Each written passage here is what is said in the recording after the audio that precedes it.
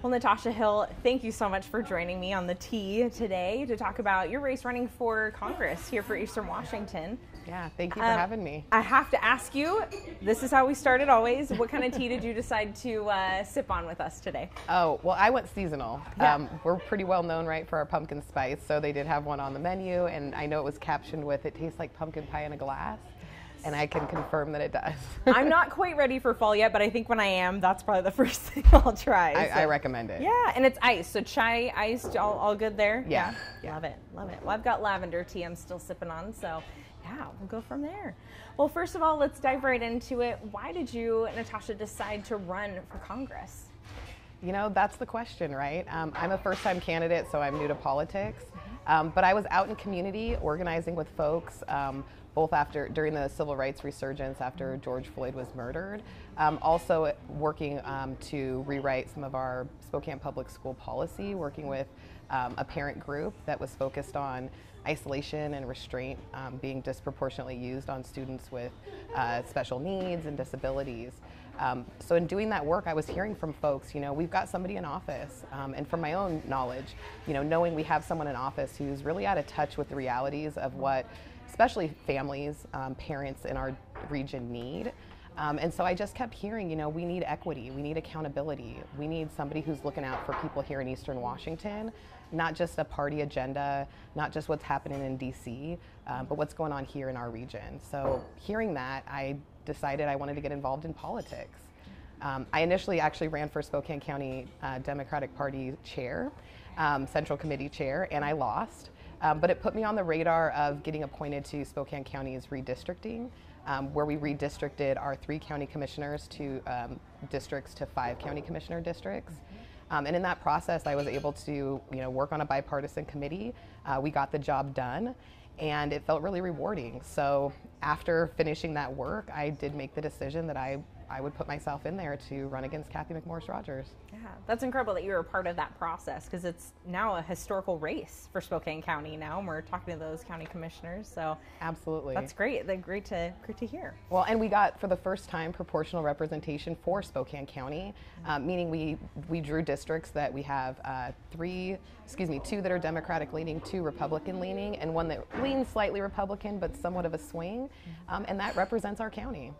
Yeah, more diversity, right? Yeah, because we've had Republican Board of County Commissioners for the last couple decades. So after this race, we could, for the first time in decades, see a Democrat sit on the board. Oh, absolutely. Yeah. Each district now gets to choose their own county commissioner as opposed to a county-wide vote. And we know that City of Spokane is the Democratic core of our county, so it's looking pretty good.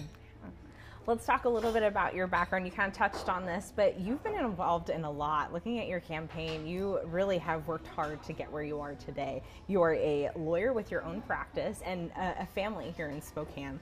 Can you kind of talk about, I guess, what did it take for you to build this life for your family here in Spokane County? You know, it took a lot of hope in a lot of things that I had never seen before.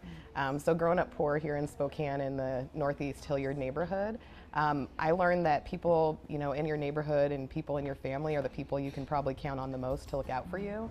We happen to be in a neighborhood that, you know, our city was not investing in and wasn't looking out for. I'm a graduate of Rogers High School, and you know, we were using used textbooks from Ferris High School. So it was very clear to me at an early age the disparity just within our own city. And I knew I had to take advantage of every single opportunity that came my way, so I had to start early.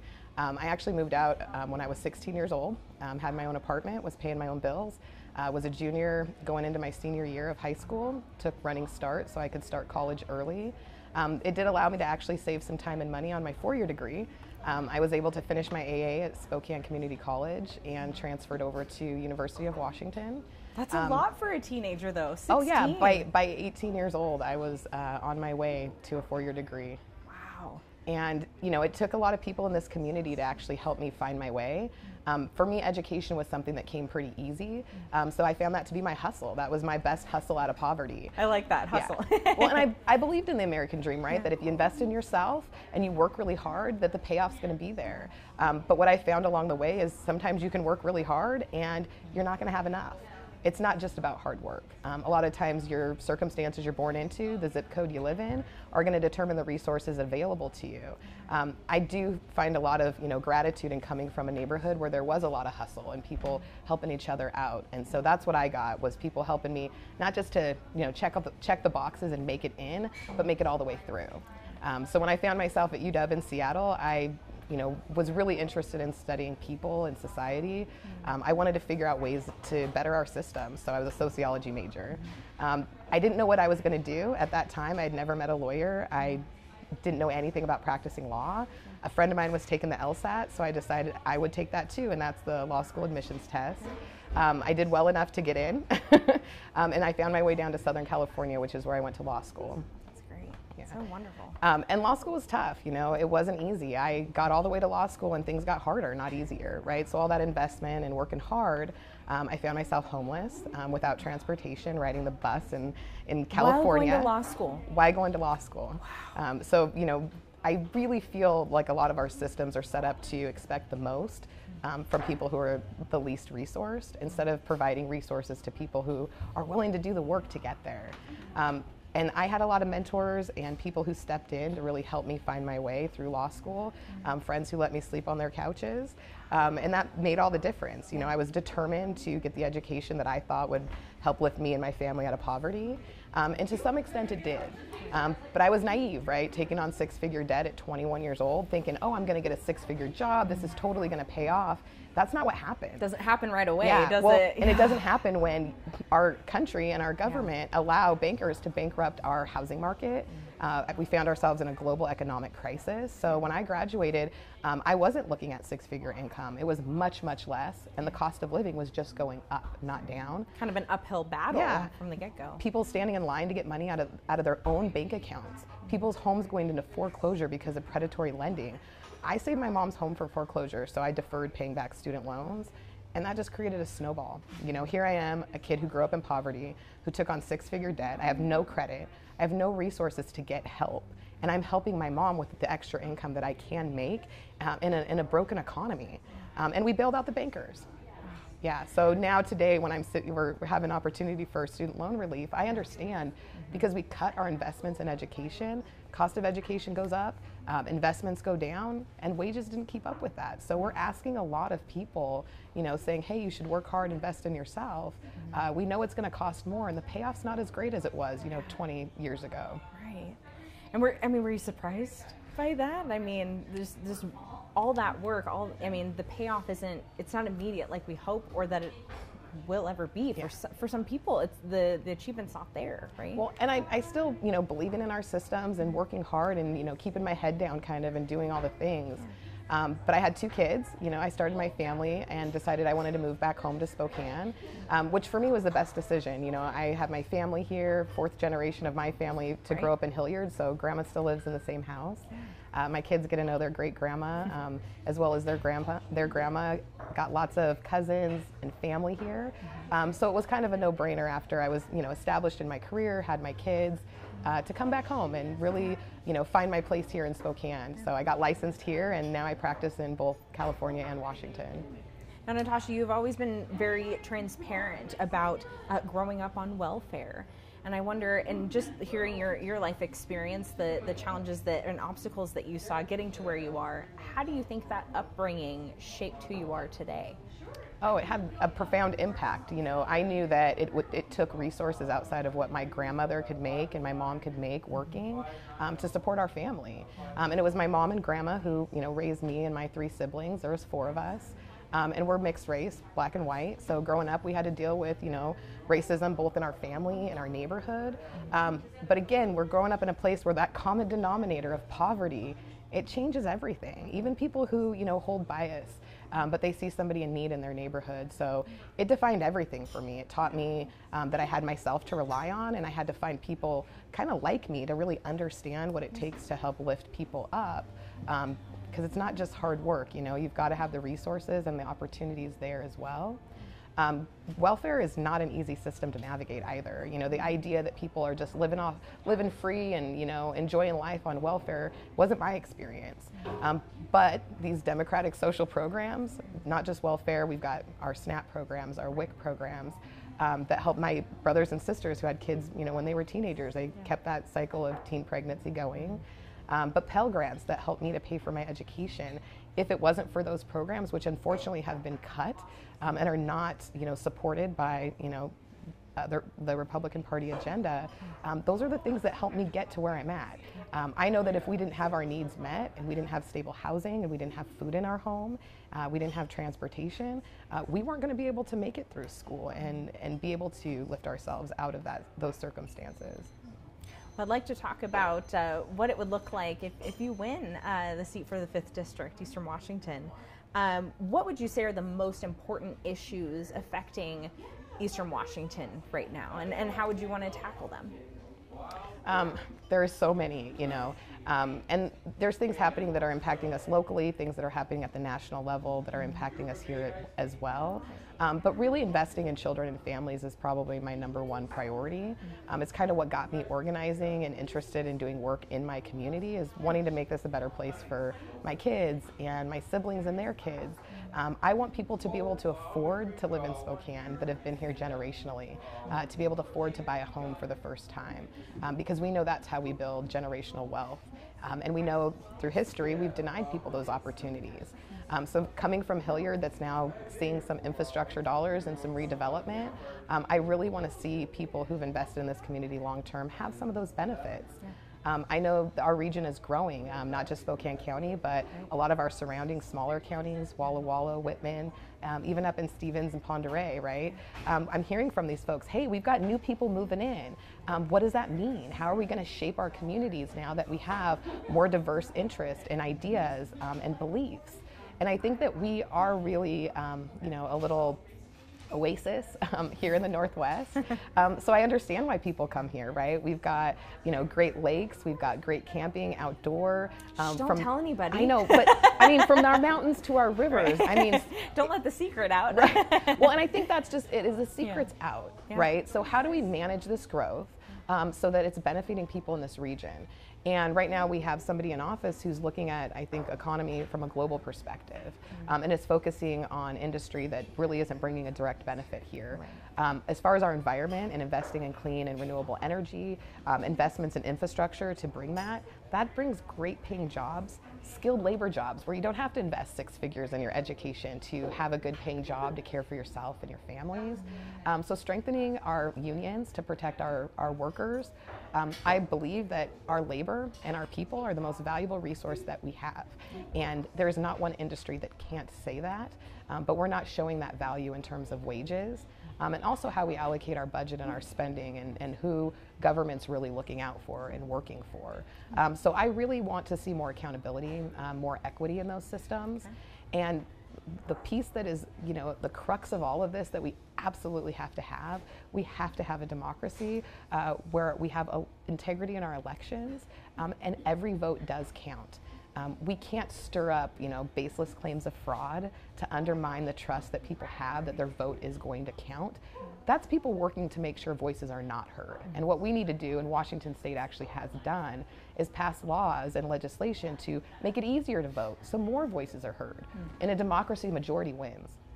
So if your majority is not winning, you better get to work to get those people organized so you can flip things, and that's what we're doing. Want to talk about some of your platform for your campaign. Right now, Washington State is one of a few states where marijuana is legal, but in your campaign, you'd like to legalize it on the federal level. Can you explain why? Absolutely, because it provides huge benefits, not just to people who are using it, whether that's medicinally or recreationally, but also to the economy.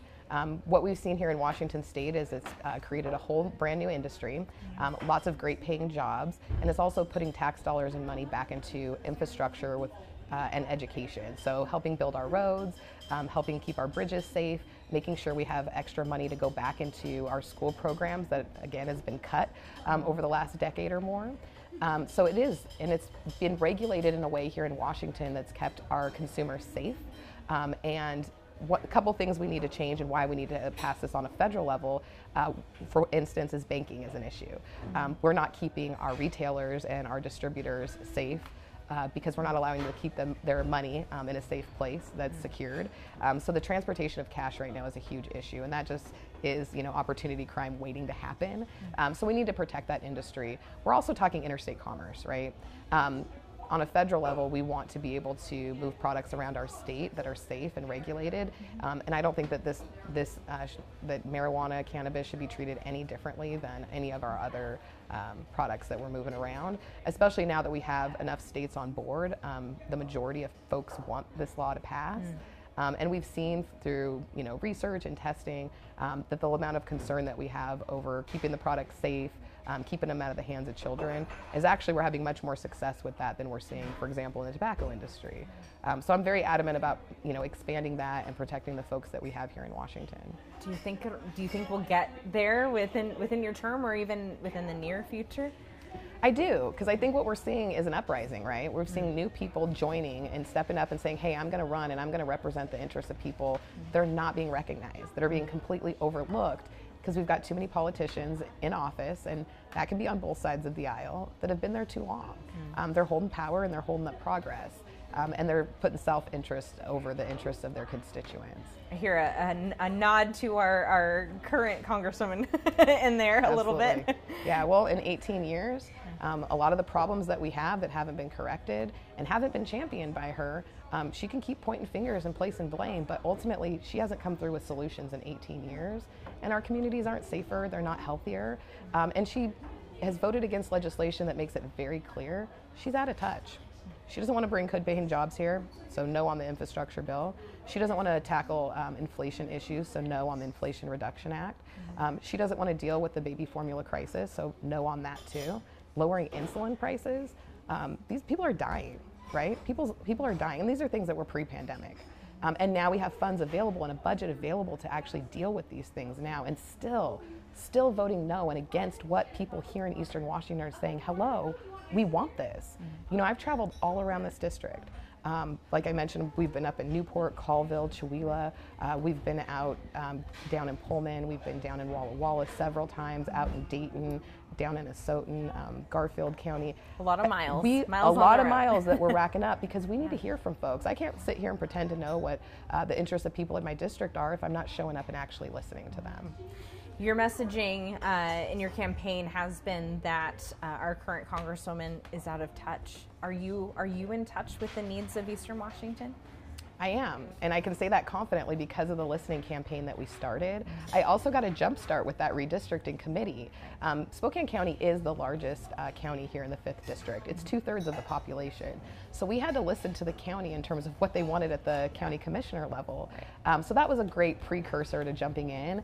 I did over 14 town halls as well before the primary, during my campaign. And we do plan to have at least another 4 more before we launch into debates with Kathy, and are really excited to get those going. Yeah, ooh, here we go, ready or not. That's what it's about. We've got to tell people where we stand on these issues and then let people decide. I do want to make a point about our election system. We've not had an issue getting Republicans elected to any level of government here in Washington State. There's nothing wrong with our election system. To start promoting lies and misinformation about that, just in case you lose so you can claim there's a problem, it's worked 9 times for Kathy. So I want people to remember that when they hear the Republican side trying to spin a story that there's something wrong with our elections, without any proof, without any facts whatsoever, and asking for audits that simply are going to cost taxpayers a lot of money without any purpose. I want to move on to some other hot button issues. Where am I at? Okay. So your platform also includes expanding. I think this is something near and dear to the Spokane County area. We have the WSU Medicine, College of Medicine, and your platform includes expanding rural health care. I know that's an issue that WSU Medicine has really tried to advocate for. We need to get doctors into our rural areas because there's a bigger need now more than ever. So can you kind of talk about how, if you win this race, how you might help address that need? No, absolutely. Our populations are growing in our rural counties, and those people need access to affordable, quality health care just like the rest of us. So one of the things we can do right at the federal level is allocate our budget accordingly. People are aging, you know, our seniors are in greater need of health care. And we've got new technology too. So there's an absolute smart, you know, way to invest in expanding our healthcare that's going to have huge benefits long term. This comes back to infrastructure as well and making sure those systems work. For example, the VA Medical Hospital here in Spokane, in the city, we're having problems there that have been completely overlooked and not acknowledged. Some of this comes back to our government contracting and how we're handling contracts. And who's benefiting from those contracts. So I think we need to have, again, that level of accountability and transparency, make sure we're looking at where those needs are and focusing on what Eastern Washington needs. You know, as a representative of this district, my job is to make sure we're getting our piece of the pie when it comes to national politics, and we haven't been seeing that here. And I think that it's really, really important also to remember that if we're going to expand healthcare and we're going to make those investments, then we have to make sure people are covered with insurance. I am a proponent of healthcare for all. I believe if we all pay in, we get better quality and better access. Right now, our representative wants to cut your healthcare. She wants to roll it back, and that, I mean, I believe it's over 70,000 people would lose their healthcare if she was able to change the law now, which she would if given the chance. Reinstating pre-existing conditions and completely disregarding families who are going to have children born who have pre-existing conditions, and they're not going to have coverage and they're not going to be able to afford what their children and their families need. That's not a pro-life argument. That is disregarding the life and the needs of people who are here. And I think that's really important that we remember that that is still priority for the Republican agenda. Well, sticking on that note with health care, the Supreme Court reversed decades of precedent guaranteeing abortion rights. So where do you stand on this issue? How would you vote? I stand with the majority, which says we want safe and legal abortions. It's a medical procedure, and our government has no place intruding into our private affairs, especially inside of our bodies. We have the knowledge, we have the information for pregnant folks to go and make those decisions with their supporters, with their family, with medical providers. So I 100% am disappointed in the legal procedure there. I believe in term limits at this point when it comes to our Supreme Court. People have lied to get their seats. I watched two of our justices during their confirmation hearings say they would uphold precedent. As an attorney who's taken an oath to uphold our Constitution and understands the importance of established legal precedent, that means that any time they can change things, they've already alluded to marriage equality. That's not just gay marriage, that's interracial marriage. That would make it illegal for me to exist if my parents were married, I guess, right? Yeah. And that's dangerous, right? Our history in America has been to expand rights and to be more inclusive. And so that's where I think the Democratic agenda and platform, that's a really, really hard line, that if you're not willing to stand up and protect all people, that's a problem. So dial it down for me. Spill the tea, if you will, and feel free to have a sip there. So how would you vote on abortion policies and contraception bans? I'm absolutely 100% pro-choice, and I don't believe that my opponent is pro-life. I believe she's anti-choice, and that shows in the policies that she's voted against that would protect women, that would protect children, and so I think we have to make a clear distinction on what we're talking about. We're talking about choice. I vote for choice every single time because I do believe that government should be limited and not be intruding and making decisions that are case by case, very personal, very private, and need to happen in a very short period of time. And that's not how our system works. Our processes and procedures take a lot of time usually. And as far as contraception, that's something else my opponent is completely wrong and out of touch on. The majority of people here in Washington, and we've already got law on the books, we have case law established before Roe v. Wade that says we want safe and legal abortions. So she's not respecting the Dobbs decision. She's not respecting state law. She'd rather impose her own personal beliefs and her own ideologies on the rest of us. That's not what a representative is elected to do. You can hold those beliefs, but you need to represent for what the people in your district who elected you want. And I think we've been very clear here in Washington State that this is what we believe the law of the land is here. And we don't want somebody in office who would support Lindsey Graham's agenda to have a federal ban on all abortion. Yeah. I'll have some tea. The ice is melting. Oh, so good. Another issue here locally, the future of the lower Snake River dams are up for debate. I wonder, so we have the Biden administration supporting how this may affect bringing back up our historic salmon populations if the dams were to be removed. Can you kind of explain to me, what is your take on this? Do you support the removal of those dams? You know, I have been listening to a lot of folks, and I've heard from a lot of folks on this issue. I don't think there was maybe even a town hall that went by where somebody didn't ask the dam question, right? You know, where do you stand on the dams? Let's talk about the dam. Let's questions. talk about it, right? Yeah. Well, and I've shown up to listen to both sides. You know, I've gotten further education in terms of, you know, what we get with the dams, right? We get some great hydroelectric power. It helps to irrigate our wheat fields. It helps for, you know, transporting. You know, the barges use it for transporting, which cuts down on, you know, pollution when it comes to other modes of transportation. And then I've talked to the folks on the other side, you know, our conservationists, our tribes, people who are leading the way in figuring out how do we restore our salmon population to some semblance of what it used to be. I don't know that there is a way to get back to where we were, you know, because it was such, I mean, abundance in terms of what we had, you know, here, you know, historically. So listening to both sides, I realize these are very complex issues and that you have to hear from the stakeholders. Unfortunately, our EPA at a national level was gutted by the Trump administration to almost non-existence, right? Which Kathy supports. She's willing to listen to one side, which is the folks who support dams. You know, it does help with agriculture, and which is a, you know, a dominant industry here in our region. We're the breadbasket, and she stopped short at listening to the concerns on the other side. We have to build partnerships in these kind of things. The reality is that the dams are there, and the population, the salmon population, and other fish wildlife are suffering. Where do we find that compromise? Well, if we're not funding solutions and we're not giving both sides the opportunity to come to the table with what those could look like, we got blind spots, right? So I know I don't have an answer to whether we should remove them, what that time frame should look like, but I understand the importance of making sure that we fund the information that's needed to make those decisions, and that we get everybody at the table. Whichever way we go, we're gonna have to live together in it. Whichever way we go, we are all in this together. And that's where I think, you know, we need new representation who will show up and listen to both sides and make sure the funding's allocated.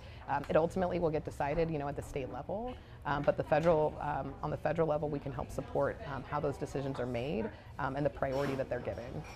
So it sounds like you're kind of down the middle on it, but I mean, do you think there is a way to address this issue? I mean, with our salmon population and also still managing our renewable energy and all the things that the dams do provide?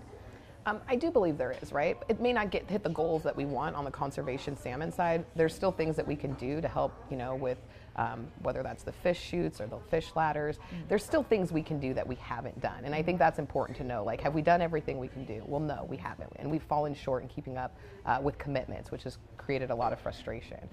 Taking down the dams is a long-term solution.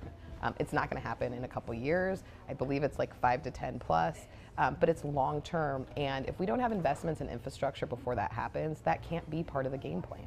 So it sounds like even if we took it down, we need to have plans in place to make up for the loss of energy we're getting? Correct. Yeah. Loss of energy and transportation, as well as water resources. So where do we go from here in terms of irrigation? Where do we go from here in terms of transporting product that we export? You know, we're a global export for wheat. And then what do we do in terms of the hydroelectric power that we've created and that we do rely on? And is there a better system for that? And again, I don't have the answers. As far as being in the middle, you know, I think it comes down to wanting to hear from both sides and having a seat at the table to make sure that we also are, you know, providing proper funding and agency support for that. These are very, very complicated issues. Big question, big topic, at least in Eastern Washington, gun rights. Where do you stand on that? Well, I definitely stand on the side of having responsible and reasonable gun legislation. We do have a Second Amendment right, and I don't think that that's being interfered with by having sensible and reasonable gun legislation. I'm the only candidate here to be endorsed by the Alliance for Gun Responsibility. Nobody's looking to ban guns. That's not on the agenda. In fact, I'll say openly, I'm not for any kind of ban. I don't care if it's abortion. I don't care if it's guns. I don't care if it's books. I don't think bans take into consideration that First Amendment right either. Here talking about the Second Amendment, I grew up with family, who went hunting, right? So I've been around guns my whole life. I'll even share that after redistricting, I took a gun safety training class with Robin Ball, who used to own sharpshooters. Yes, yeah, I know the Ball family. Yeah, exactly, and so, I understand, and nobody wants a situation like what we continue to keep seeing, these mass shootings. So how do we address that? And I think what we have on the Democratic side is reasonable, responsible gun legislation. For example, making sure that folks who are at risk of, or I should better say, making sure we raise the gun law age. So when it comes to assault weapons and assault rifles, raising the age to 21. There's a counter argument to that by my opponent that, well, if you can join the military at 18, well, we don't require that same kind of training and responsibility for gun owners who walk in and purchase those weapons without being in the military. I don't think that's a good argument. I don't think that's sensible. That's not reasonable. I think we can all agree that we want to limit the damage that somebody who's intent on committing, an act of violence can actually do. What happened, for example, at Uvalde, I think being one of the most one of the worst ones we've seen here recently. There was a lot of things we can learn that we can do better. Nobody should be able to walk in and buy an assault weapon on credit at 18 years old, 19 years old, without any question, background check, holding period. That is not what our Second Amendment was intended to allow. But that's not possible in Washington State Correct. right now. No, and Washington State's actually got some great, sensible gun legislation, and what we've seen is it's still not enough to really prevent the damage. We're not going to stop every crime. I get that. I don't think gun legislation is going to prevent people from using guns to cause harm. But the amount of, the amount of bullets that you can purchase, whether or not you can buy assault weapons, whether or not you can purchase a silencer without it being reported. Kathy's on the side of that shouldn't be classified as a gun. We should let people buy silencers, no problem, unregistered. That's a problem. Suppressors do have to be registered. At least in Washington State, it's a very extensive process to. But she's been a proponent of declassifying or deregulating. I don't know if I'm saying that correctly. Okay. Silencers, yeah, Gotcha. Which is scary as hell, right? Because that's one of the ways they were identifying where that Uvalde shooter was. That's how you identify where a shooter in a school or a grocery store or a church. If they have a silencer, well, we're making it a lot more easy, a lot easier for them to, cause harm and damage. These are sensible things, and I've talked to gun owners, gun enthusiasts, and they're all for reasonable legislation. They don't want guns to get in the hands of people who are going to commit mass shootings. So if we set our policy appropriately, I think that people who want to commit those kind of crimes aren't going to be as willing to jump through quite as many hoops. So hopefully we can, cut back on that. But I am hearing that, and I've asked that question to a lot of folks because, we're in a community here that's pretty conservative and very, very adamant about protecting those Second Amendment rights. Right. You see it on bumper stickers, you see it everywhere. Yeah. So it is a question that I've been very, quick to ask and want to get feedback from. Sure. And I think majority of the folks I've talked to are definitely on the side that, once we sit down and talk about, well, what does reasonable gun legislation look like? Most people are fine with that. They don't feel that it's infringing their rights to the point where they can't own guns and engage in whatever activities, for sport, for protection, that they're interested in. There's been a lot of talk at least within the last couple of years following George Floyd's death of police use of force. Washington State has made significant policy changes to when use of force can be used, deadly use of force, the type of weapons that officers can use.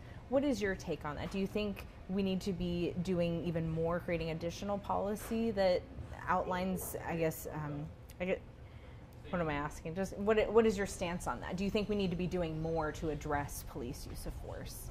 Absolutely.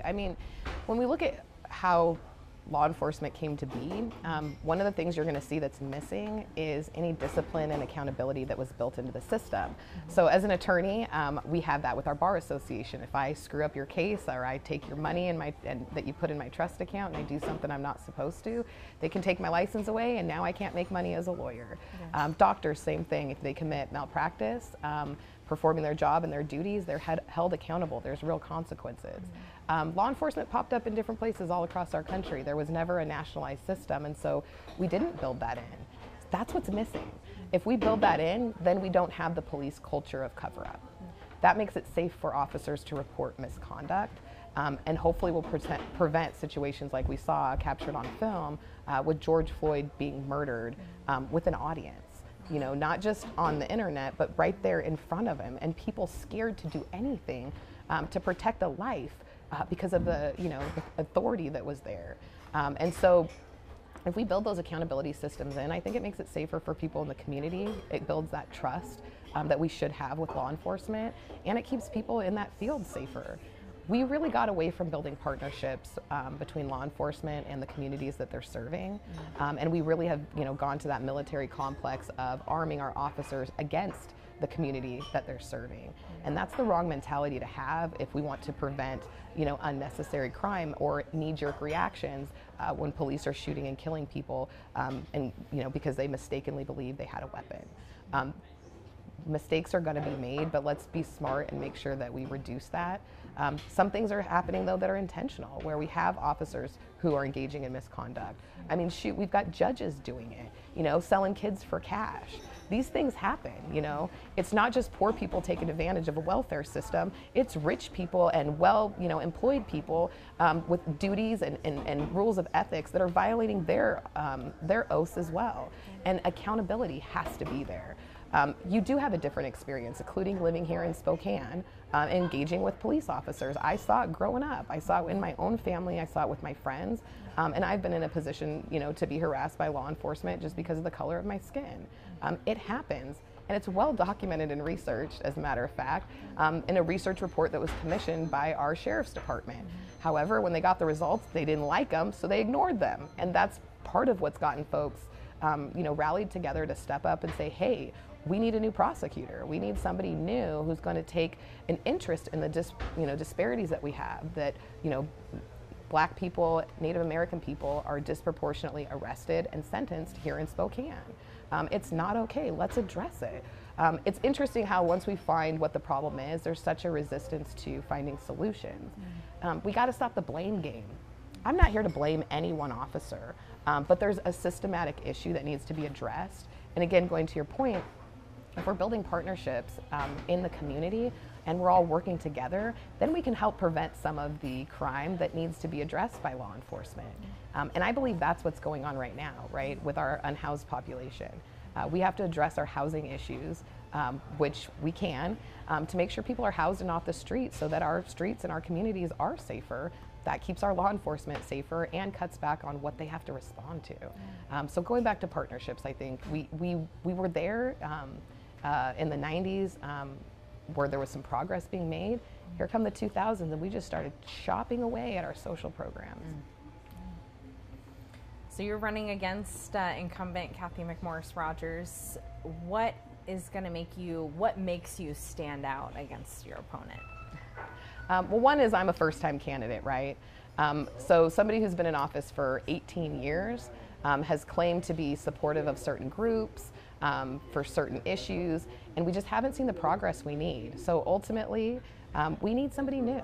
We need a new hope for people here in Eastern Washington that's going to do what I can do. And I know I can do this because I've done it 15 years as an attorney. You know, I took an oath to uphold our Constitution and service to my community, and that's exactly what I intend to take to Congress. I've got the ability to advocate. I've been a representative, and I've represented people from literally all walks of life, from the poorest of the poor, you know, to the richest of the rich, in my opinion, you know, people who, you know, have hundreds of millions of dollars. I've went up against Fortune 500 companies, insurance companies, and litigation. I understand what it's like to be the small guy against the big guy. And ultimately, I want to bring what we're missing, which is somebody who's going to show up and listen, who's going to actually understand what the issues here are, what the interests of people here are, and go back to the other Washington and fight for that. Make sure we're getting, like I said, a piece of that pie that we're investing into on a national level, so we see improvement and benefits here in our communities. Well, Natasha, thank you so much for letting me get to know you and a little bit better, and hopefully our voters can learn more about your story as well. Gosh, fascinating story. I mean, you've really seen a lot, and very inspired. Thank you. Thank you so much for meeting with me, and good luck on the election. Thank you very much. And if folks want more information, they can go to our website, natashahillforcongress.com.